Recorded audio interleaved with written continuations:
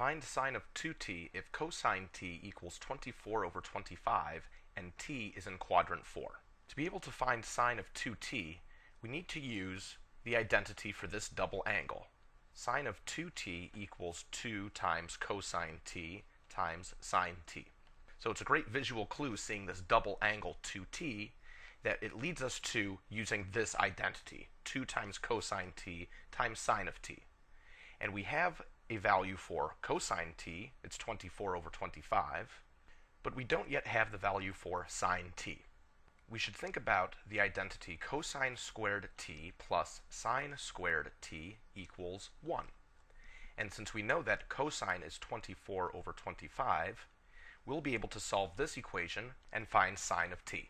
This fraction squared equals 576 over 625. Now let's subtract that fraction. Sine squared t equals 49 over 625.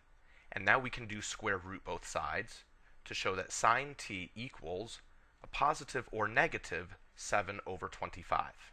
We need to understand that we could have a positive or a negative answer because we did a square root to both sides of this equation. And the way that we'll determine which value we should use is this information about which quadrant we're in. T is in quadrant 4, which means that our cosine value is positive, but the sine value is negative.